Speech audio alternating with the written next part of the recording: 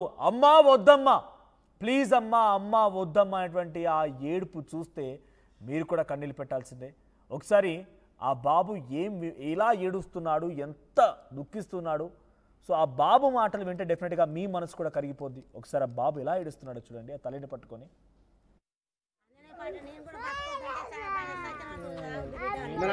కొడుకేం కావాలి మరి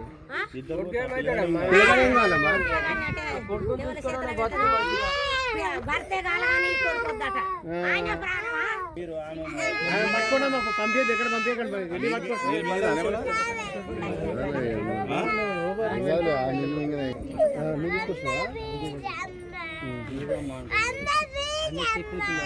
కనీసం వాడంతా బాగా అంటుండు వాడి మాటలు అమ్మ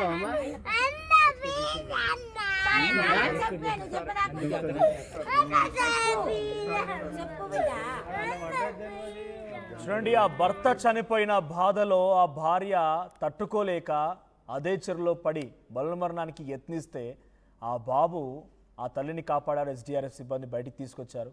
ఆ బాబు ఆ తల్లిని పట్టుకొని అమ్మా ప్లీజ్ అమ్మా అమ్మా ఊకోవే అమ్మా ఏడువకే అమ్మా ప్లీజ్ అమ్మా అని చెప్పి ఆ మాటలు వింటే డెఫినెట్గా నాకు తెలిసి మీరు కూడా కన్నీళ్ళు పెడుతున్నారు. ఒకసారి ఆ భర్త చనిపోకంటే ముందు తన ఒక ఆడియోని పంపించాడు. నన్ను చావు పిలుస్తుంది అంటున్నాడు. ఆయన ఎందుకు చనిపోయాడో తెలీదు. బట్ ఇక్కడ హృదయ విదారకమైనటువంటి ఒక ఘటన ఏంటంటే ఆ తల్లి కూడా చనిపోతూ ఉంటే ఆ బాబు ఏడ్చిన విధానమే ఇప్పుడు పెద్ద ఎత్తున అందరినీ కన్నీళ్లు పెట్టిస్తోంది. ఒకసారి ఆ భర్త చనిపోకంటే ముందు తన ఒక ఆడియోని పంపించాడు. ఆయన ఏం మాట్లాడారో చూద్దాం. బావా నాని చిక్కి బావా వెళ్తున్నా బాయ్. అందరికీ చెప్పుతున్నది ఒక్కటే, ఒక 10 రోజుల నుండి నా మనస్థితి బాగలేదు. నన్ను చావు రా రా రా అని పిలుస్తుంది. నా చావు కోసం నేను వెళ్తున్నాను. ఇందులో ఎవరిని కూడా నిందించడానికి లేదు.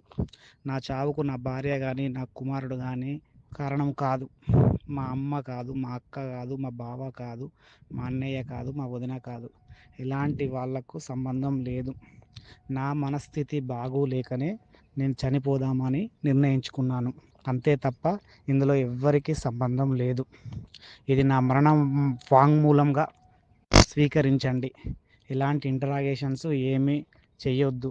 నేను చనిపోయిన తర్వాత నా యొక్క పాత ఇల్లు అక్కడే నన్ను అంత్యక్రియలు చేయండి. నేను కొత్తగా కొన్న ప్లేస్లో అంత్యక్రియలు చేయడానికి కుదరదు. అక్కడ ఏమీ లేదు, గుడిసె కానీ రేకులు కానీ ఏమీ లేదు. అన్నయ్య వదిన, ఇది నా చివరి కోరిక అనుకోండి. నా అంత్యక్రియలు మాత్రం మన ఇంటి దగ్గరనే చేయించండి. నా అంత్యక్రియలు చేసిన తర్వాత ఒక నెల రోజులు ఓపిక పట్టండి. నెల రోజుల తర్వాత సంధ్య చోటు వాళ్ళ బ్రతుకు వాళ్ళు బ్రతుకుతారు. ఒక నెల రోజులు మాత్రం ఓపిక పట్టండి. నా అంత్యక్రియలు పాతింటి దగ్గరనే చేయించండి. నాకు ఎలాంటి ఆర్థిక ఇబ్బందులు లేవు. నాకు ఒక లోన్లు ఉన్నాయి, 3 లోన్లు ఉన్నాయి. Tata capital, HDFC and Bajaj. ఈ 3 కలిపి కూడా 40,000 ఈఎంఐ అవుతుంది. నాకు వచ్చే salary as per ICICI 70,000. 40,000 EMIs కట్టి 30,000లో మేము హ్యాపీగా బ్రతకొచ్చు. నాకు ఎలాంటి ఆర్థిక ఇబ్బందులు కానీ ఏమీ కానీ లేవు. ఈ 40,000 మించి నేను ఒక్క రూపాయి కూడా ఎక్కడ అప్పు చేయలేదు, ఎవరికి రుణపడి లేను. ఉన్నాయి కూడా 3 లోన్లే ఉన్నాయి. సో నాకు ఎలాంటి ఆర్థిక ఇబ్బందులు కూడా లేవు. ఏ ఒక్కరు కూడా నన్ను ఇంటికి వచ్చి డబ్బులు అడిగే వాళ్ళు కూడా లేరు. నా మతిస్థిమితం బాగోలేక నాకు ఏదో శక్తి వచ్చి నన్ను పిలుస్తుంది కాబట్టి నేను పోతున్నాను తప్ప నాకు ఎలాంటి ఆర్థిక ఇబ్బందులు లేవు. నేను బీబీ నగర్ చెరువులో దునికి ఆత్మహత్య చేసుకోబోతున్నాను. బీబీ నగర్ చెరువు. అక్క ఇంత స్పష్టంగా మాట్లాడుకొచ్చాడు. నాకు మతిస్థితి బాగాలేదంటున్నాడు. ఐసిఐసిఐ బ్యాంక్లో మేనేజర్గా పనిచేస్తున్నాడు. నాకు ఎటువంటి అప్పులు లేవంటున్నాడు. ఆర్థికంగా స్థితిగతులు అన్నీ బాగానే ఉన్నాయంటున్నాడు. మళ్ళీ చివరాకరణ నన్నేదో శక్తి పిలుస్తోందంటున్నాడు. నిజంగా ఇటువంటి వారి యొక్క మానసిక స్థితి ఎలా ఉంటుందనంటే జనరల్గా వాళ్ళు ఏదో ఒక 2 రోజులుగా మీరు కూడా ఒకసారి గమనించండి. 1-2 రోజుల పాటుగా మీరు క్రైమ్, సస్పెన్స్, థ్రిల్లర్ సినిమాలే చూస్తూ ఉండండి. మీకు ప్రతిదీ కూడా అనుమానంగానే కనిపిస్తుంది. ఒకరోజు మొత్తం కూడా దేవుళ్ళకి సంబంధించిన సినిమాలు చూడండి, లేకపోతే వాటికి సంబంధించి మీరు చదవండి, పుస్తకాలు స్టోరీలు వినండి, మీకు అదే అనిపిస్తుంది. మీ చుట్టూ దేవుడు ఉన్నట్టుగా అనిపిస్తుంది. అంటే భ్రమపడుతూ ఉంటారు. సినిమాలుగా లేకపోతే చదివేటువంటి వార్తల్ని ఆ చదివే విధానంగా చూడాలి, అంతేగాని మన జీవితంలోకి తీసుకురాకూడదు దాన్ని అన్నింటినీ కూడా. చక్కగా ఆ చక్కని జంటను చూడండి, భార్య చక్కగా ఉంది, చక్కని పిల్లవాడు ఉన్నాడు, అంతా సవ్యంగానే ఉంది, మంచి ఉద్యోగం ఉంది, 70,000 జీతం అని ఆయనే చెప్తున్నాడు. మరి అంతా సవ్యంగా ఉన్నందుకు ఏదో శక్తి పిలిచిందా? ఇవన్నీ పిచ్చి మాటలు కదా. మరీ ఆలోచించకుండా, భార్య పిల్లల గురించి ఆలోచించకుండా ఎవరిని ఇంట్రాగేషన్ చాలా చక్కగా మాట్లాడుతున్నాడు కదా. మాట మీరు విన్నారు కదా. ఇంట్రాగేషన్ చేయకండి, అన్న వదిన నన్ను ఇక్కడే పూడ్చిపెట్టండి, లేకపోతే నన్ను ఇక్కడే అంత్యక్రియలు చేయండి, ఇవన్నీ ఇంత చక్కగా మాట్లాడిన ఆయనకి ఎందుకు మతిస్థిమితం లేకుండా పోయింది? సో ప్రస్తుతానికి ఈ ఘటన కొంత కలవరపాటు గురి చేస్తోంది. ఆ భార్య కుమారుడిద్దరు కూడా గుండెలు పగిలలా ఏడుస్తున్నారు. ఒకసారి మళ్ళీ మీకు ఆ బాబు మాటలు వినిపిస్తాను. ఇక్కడ ఆ తల్లి కూడా, అంటే ఆ భార్య కూడా భర్త మరణాన్ని తట్టుకోలేక అదే చెరువులో దూకి బలవన్మరణానికి పాల్పడదామని ప్రయత్నం చేస్తే ఎస్డీఆర్ఎఫ్ మరియు ఫైర్ సిబ్బంది కాపాడుకొచ్చారు. బయటికి వచ్చిన తర్వాత ఆ బాబు ఆ తల్లిని పట్టుకొని ఏడుస్తున్న ఈ విధానం, ఈ వీడియో ఇప్పుడు నిజంగా కన్నీళ్లు తెప్పిస్తోంది. మళ్ళీ ఒకసారి అక్కడ ఏం జరిగిందో చూద్దాం. కనీసం వాడంతా బాగా అంటుండు చూడు, వాడి మాటలు నమ్మవా అమ్మ?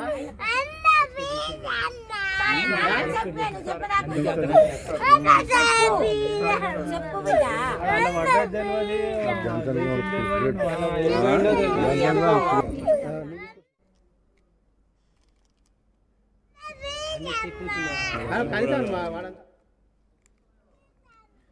వాడి మాటలు నమ్మవా అమ్మ?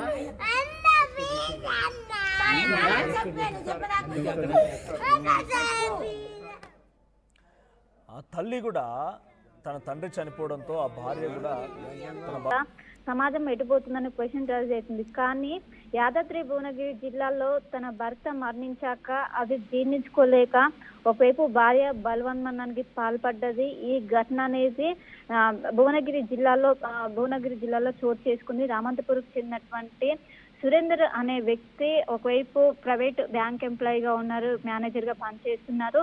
అతనికి పెళ్ళయి ఒక భార్యతో పాటు 5 సంవత్సరాల కుమారుడు ఉన్నారు.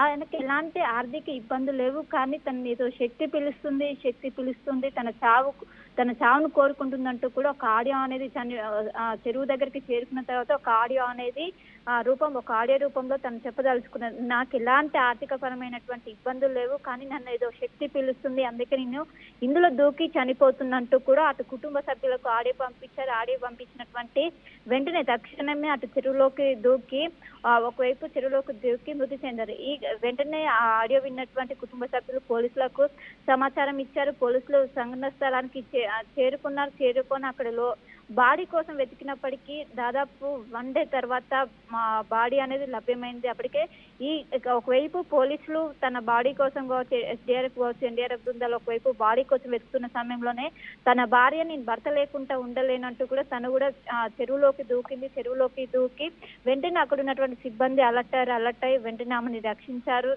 ప్రస్తుతం తను క్షేమంగా ఉన్నది. ఈ విషయాన్ని 5 ఏళ్ల కుమారుడు చూసి, అమ్మ నువ్వు కూడా వెళ్ళిపోతున్నావా, నువ్వు ఉండొచ్చు కదా అమ్మ, నువ్వు చచ్చిపోతే నేను ఎలా ఉండాలంటూ కూడా తను కన్నీళ్లు పెట్టుకుంటూ మాట్లాడినటువంటి ఏదైతే ఘటన ఉందో అందరినీ కూడా కలిసివేస్తుంది. మొత్తం మీద దీనికి గల ప్రధాన కారణాలు ఏంటి, ఓన్లీ ఏమైనా మనస్తాపానికి అక్కడ ఆర్థిక పరమైనటువంటి ఎలాంటి ఇబ్బందులు కూడా లేవంటూ కూడా ఆడియోలో క్లియర్ గా చెప్పారు. ఇంకా ఎలాంటి సమస్యలు ఉన్నాయి, కేవలం మనస్తాపానికి దేనివల్ల ఈ విధంగా దేనివల్ల ఈ విధంగా ఈ డెసిషన్ తీసుకోవాల్సి వచ్చింది. శక్తి అసలుకు ఆయన ఏమైనా ఏమైనా దైవభక్తి కావచ్చు, ఇది ఏమైనా ఎక్కువ దీని గురించి ప్రస్తుతం అయితే ఎంక్వైరీ చేస్తున్నట్టు కూడా తెలిసింది.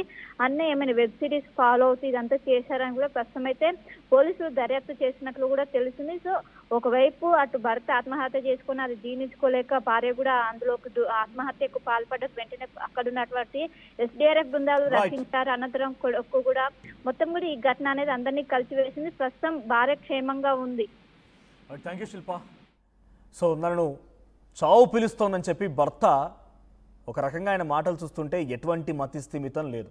ఆయన మాటలు గమనించండి మీరు, ఇంట్రాగేషన్ చేయకండి, నాకు ఆస్తులు ఉన్నాయి, మంచి ఉద్యోగం ఉంది, జీతం వస్తుంది, ఈఎంఐలు ఎంత ఉన్నాయి, అన్న అమ్మ చెల్లి అక్క అందరికీ ఆయన బాయ్ చెప్తూ నన్ను శక్తి వెంటాడుతోంది, మతిస్థిమితం లేదని రకంగా చేసుకుని మరి ఆయనకు మనస్థితి ఎలా ఉంది, ఆయన మనసు ఏం ఆలోచించింది, ఆయన మైండ్లో ఏం పరిగెత్తి